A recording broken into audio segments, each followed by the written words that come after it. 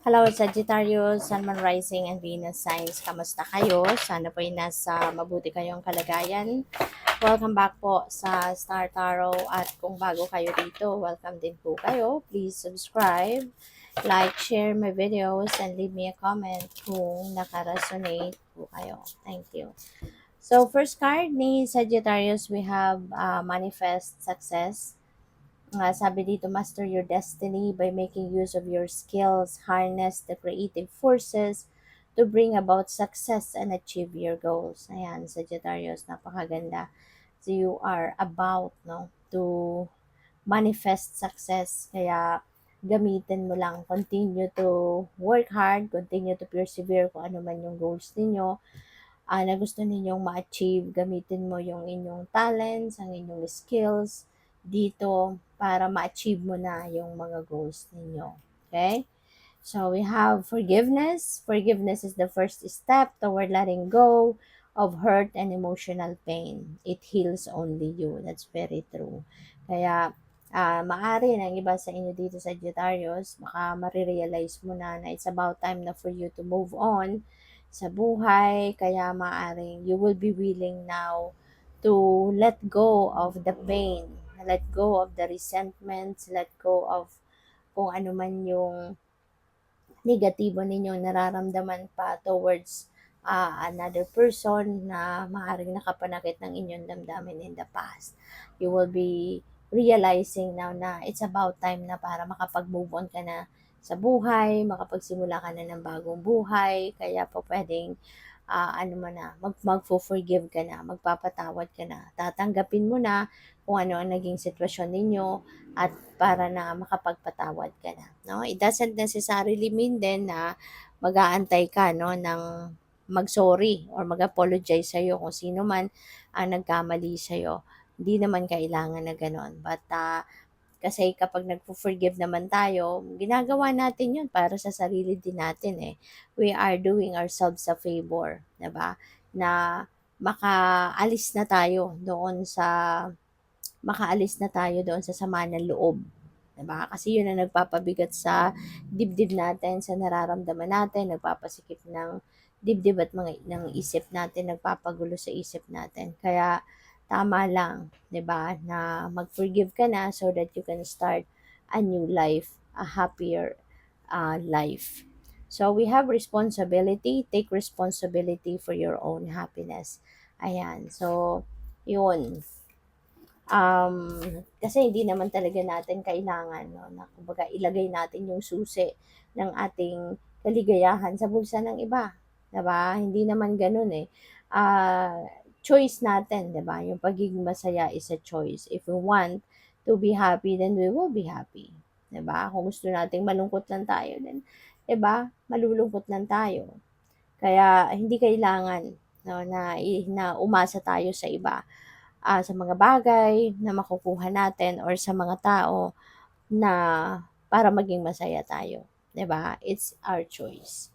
So, by the way, maraming salamat for subscribing, and if you haven't subscribed yet, subscribe na kayo.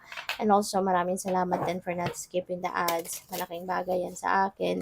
And also, please click the join button sa baba na video kung gusto niyo na mag-join kayo sa membership. Okay? Salamat po. So, we have epiphany. Ayan, seek clarity, Sagittarius. Kung meron kayong sitwasyon na naguguluhan kayo or meron kayong decision making na kailangang harapin sa ngayon and you can find the direction, you can't find out, you can't make up a decision yet, then pray for clarity. Pray for enlightenment. Okay? Kasi hindi ka naman hihindian ng divine na maririnig or papakinggan kanya at ibibigay niya sa'yo kung ano yung kailangan mo. Alright? So, seek clarity. Alright? Pwede rin, na baka meron ng mga signs or synchronicities or omens na nakikita ka sa paligid mo. So, be aware of that kasi that is also can give you guidance. Okay? Intuitive messages, nudges. Ayan. So, pay attention to that. Kasi dyan din kadalasan dumadaan or pumapasok yung gabay ng divine universe sa atin. So, we have illusion, embrace the truth. So, maaari ngayon Sagittarius, madidiscover mo na kung ano yung totoo. Alright? Kung ano ang totoo sa kung ano mang bagay. Maaring all this time, naniniwala ka o naniwala ka sa kung anong sinabi sa iyo ng kung sino man. In the past, all this time, maybe pinaniwalaan mo yon. You hold on to that. Tapos ngayon, all of a sudden, madidiscover mo na pawang kasinungalingan lang pala yung sinabi sa'yo. All this time, niloko ka in a way, 'di ba? Pero mabuti na yon na ngayon, malalaman mo na kung ano ang totoo and you are going to embrace the truth from here on. So we have unicorn, invite serendipity. Ayan. By projecting positivity. Okay? Yung swerte, dumadating sa buhay natin, that is highly positive energy. Kung ikaw ay masaya, kung ikaw ay magandang pakiramdam, your vibrational frequency is high, at saka you are full of hope sa puso mo and full of optimism, talagang lalapitan at lalapitan ka ng swerte. No? Mga swerteng hindi mo sukat akalain na magkakaroon ka, swerteng hindi mo sukat akalain na may experience mo, swerte na hindi mo sukat akalain na pwedeng dumating sa buhay mo. You know? So, that is so possible sa iyo sa ngayon. So, nurture your relationships. Okay? It's about time para i-nurture mo naman yung mga relationships mo, lalo-lalo na yung friendship mo. Kasi baka, ito rin yung area of life na medyo siguro napapabayaan nyo na. Maaring nakafocus kayo sa pamilya, nakafocus kayo sa trabaho, sa career ninyo, sa business. Kaya yung mga kaibigan ninyo, maaring na hindi nyo na nakakausap, hindi na kayo nakikipag-bonding sa kanila, o pwedeng ganun, ano? So, parang in a way, parang nasa-set aside na sila. You know, but they are important part of our lives naman, 'di ba? Nasasandalan natin sila. Nakakatulong sila sa atin in different ways, 'di ba? Kapag kailangan natin sila. Kaya kailangan din na alagaan mo, i-nurture mo yung inyong relationship with them.